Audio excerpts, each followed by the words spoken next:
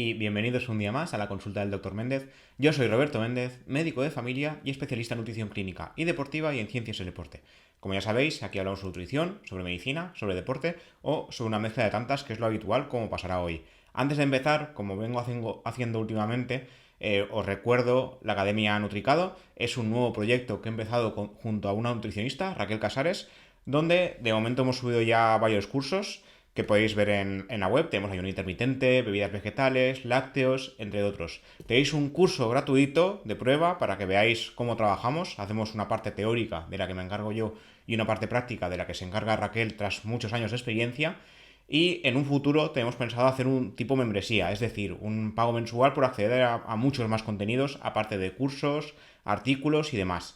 Os recomiendo echarle un vistazo, es edu.nutricado.es y cualquier duda o pregunta también me la podéis dejar aquí en el podcast como viene siendo habitual. Hoy vamos a hablar sobre la patata, sobre potasio y sobre sal. Y en un principio pensaréis que no tienen relación, pero tienen mucha relación.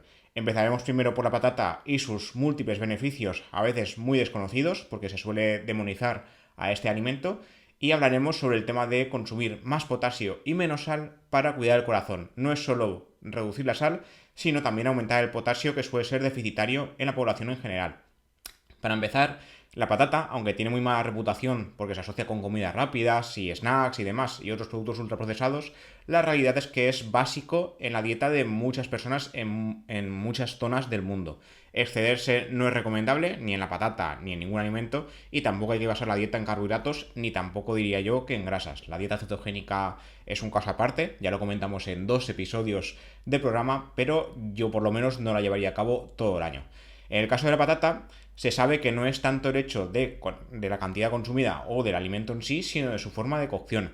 La forma frita es la menos recomendable, aunque hoy no hablaremos de ello, pero hay un estudio que dice que da igual consumir la frita, que igualmente saludable. Yo no la recomendaría, pero bueno, de momento las guías actuales no recomiendan excederse en los fritos. Y la causa de todos sus perjuicios suele ser más esta, los aceites añadidos, la sal y demás. La patata, aunque no es un alimento ideal nutricionalmente, sí que contiene bastantes nutrientes a tener en cuenta y que os recomiendo escuchar en el día de hoy. La vitamina C, aunque la patata no es el alimento más rico en vitamina C, sí destaca por aportar al menos un 15% de la cantidad recomendada diaria en una sola patata pequeña de 150 gramos. Recordemos que la vitamina C, es esencial para mantener una buena función inmunológica. No se ha demostrado que cure los resfriados, como ya hablamos en el programa dedicado íntegramente a la vitamina C, pero sí que colabora en que el sistema inmune funcione como toca. También se ha relacionado con la buena función y la creación de tejido conectivo y de los dientes, entre muchas otras funciones. Luego tenemos la vitamina B6. La vitamina B6 es una molécula que ayuda a más de 100 enzimas en el organismo para que puedan funcionar correctamente y puedan descomponer proteínas y mantener una buena función nerviosa. La falta de vitamina B6 se ha relacionado con perjuicios a nivel de salud mental. De nuevo, una patata pequeña, 150 gramos o así, destaca por contener hasta el 25% de la vitamina C necesaria para una buena salud. El potasio, que es el mineral esencial del cual hablaremos hoy en todo el programa, es necesario para el buen funcionamiento celular. También se ha relacionado con tareas de señalización eléctrica, muscular y nerviosa, y un exceso o déficit de potasio puede provocar un mal funcionamiento del corazón. De hecho, existen diversos tipos de arritmias por defecto o por exceso de potasio. No son casos comunes, pero yo más de un caso de hiperpotasemia con algún susto ya he visto y tampoco es recomendable. Sin embargo, en la población general se suele ver más déficit de potasio y exceso de sodio que al revés. No a nivel analítico, sino a nivel nutricional como tal. Como sucede con la vitamina C, la patata no es el alimento más rico, los plátanos tampoco, pero en el caso de las patatas asadas, al horno y fritas, es posible consumir más potasio si se cambia la forma de... si se consume en este caso que en forma de puré, por ejemplo. Una patata asada de tamaño medio contiene un 33% de la cantidad recomendada de potasio diario, con lo cual tampoco está nada mal. Luego, para ir terminando, tenemos la colina. Es una molécula que se adhiere a la grasa para producir los fosfolípidos, que son los bloques de construcción de las paredes celulares, además de colaborar también en la creación del neurotransmisor acetilcolina, responsable de la contracción muscular, con lo cual es bastante acertado ir consumiendo patata de cuando en cuando. También la acetilcolina también tiene funciones en la dilatación de vasos sanguíneos y en el control de la frecuencia cardíaca. En este caso, las patatas sí que destacan por sus elevados niveles de colina, solo superados por alimentos de alto contenido proteico como la carne y la soja. La patata asada contiene alrededor del 10% de las necesidades diarias de colina. De nuevo, una patata de tamaño promedio, 150 gramos, 200, y es una molécula especialmente importante durante unas fases esenciales de la vida como es el embarazo, dado que la colina participa en el desarrollo de las células y los órganos nuevos. Un déficit de colina puede provocar problemas a nivel del sistema nervioso y el sistema muscular, sobre todo, insisto, en el tema del embarazo. Y el almidón resistente. De este hemos hablado ya largo y tendido. Hay un podcast dedicado única y exclusivamente a hablar de almidón resistente. Os recomiendo escucharlo. Y en este caso, además de la composición nutricional que hemos comentado, la patata destaca por su densidad en almidón. Al cocinar y enfriar las patatas antes de comerlas, importante el tema de enfriar, a ciclos de 12-24 horas en la nevera, de la misma forma que sucede con otros carbohidratos como arroz y pasta, se logra formas de almidón resistente en mayor cuantía. Este almidón tiene muchos beneficios, sobre todo un beneficio prebiótico. El enfriamiento de los almidones previamente cocidos provoca que sean más difíciles de digerir, algo que a su vez los hace más aprovechables por el microbioma intestinal, tipo la fibra. En este caso se podrán formar ácidos grasos de cadena corta, los cuales mantendrán la buena salud intestinal y ayudarán a reducir los niveles de grasa y azúcares en sangre. Y luego, para ir terminando con el tema patata, antes de hablar sobre todo del potasio, hay que tener en cuenta las formas de cocción, como ya hemos ido comentando.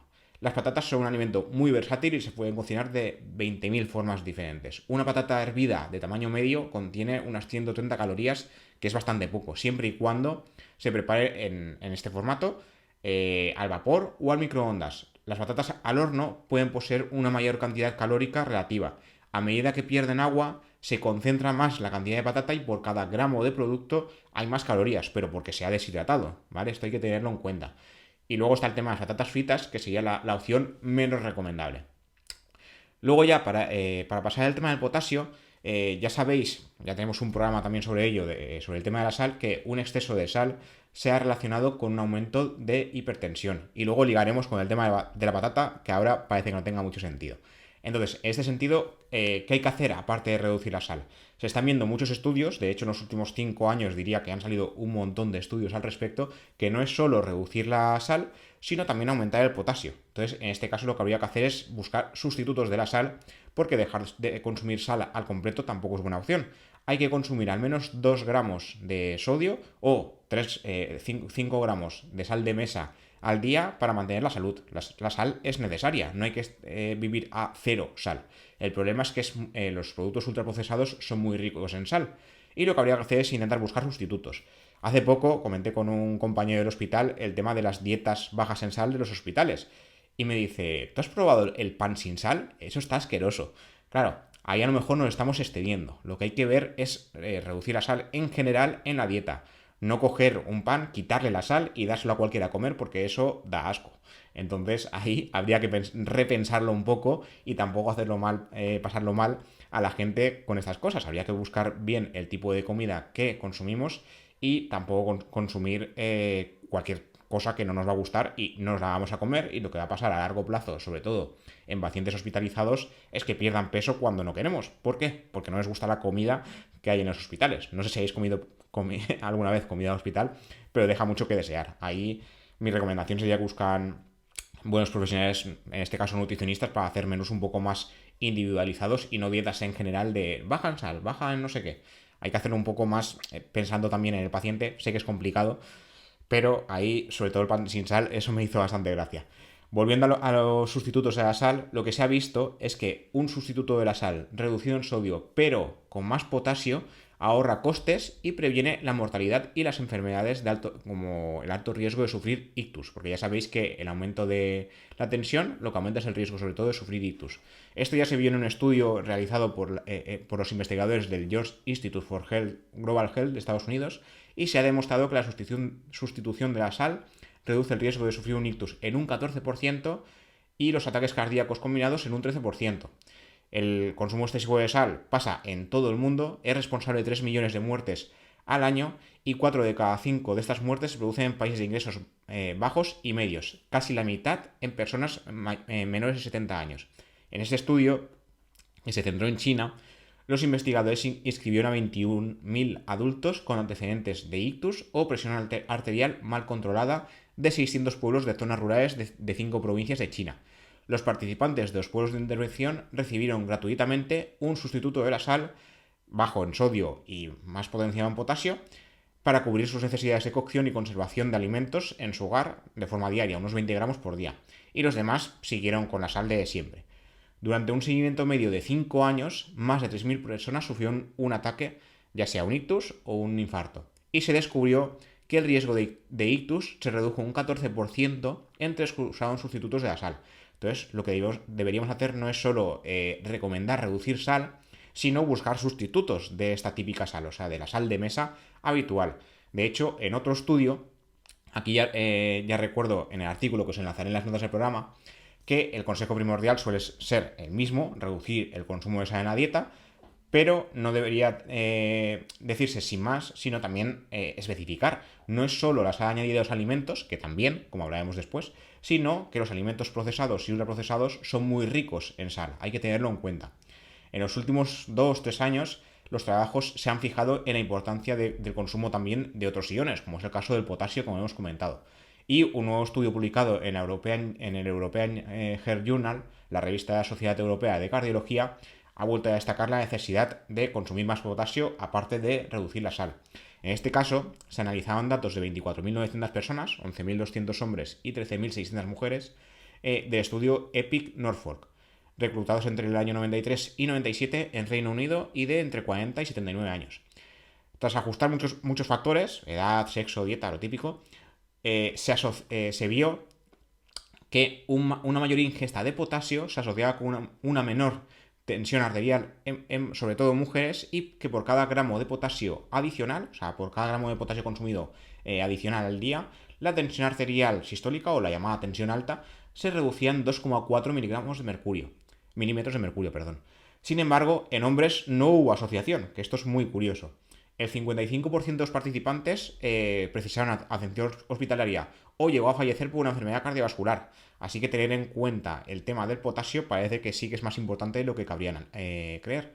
Y tras analizar la relación entre potasio y eventos cardiovasculares, se descubrió que aquellas personas que consumían más potasio tenían un 13% menos de riesgo cardiovascular frente a los que menos potasio consumían. Y el efecto protector fue mayor en mujeres, una reducción de riesgo de un 7% en hombres y un 11% en mujeres, que era bastante más.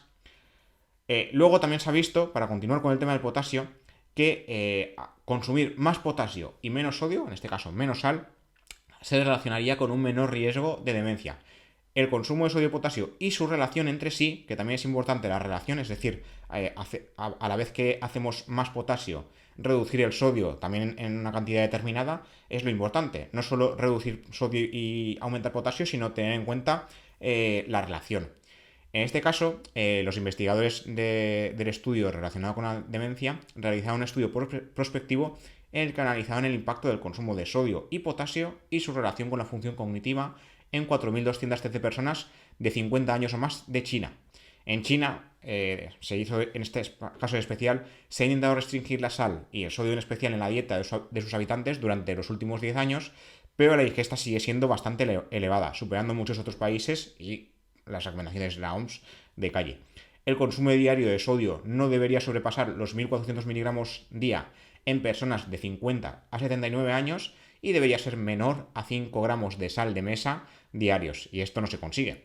Se sabe que la población no suele llegar tampoco al consumo de potasio adecuado, que se sitúa en 1,5 gramos diarios frente a los recomendados 3,6 diarios, y durante el estudio lo que se vio es que la ingesta alta de sodio, de más de 5,6 gramos diarios, se relacionaría con un mayor riesgo de deterioro cognitivo, es decir, mayor riesgo de acabar sufriendo demencia. El deterioro cognitivo es el paso previo a la demencia, pero los niveles más altos de potasio, superiores a 1,6 gramos diarios, se asociarían con mejores puntuaciones en los tests de deterioro cognitivo.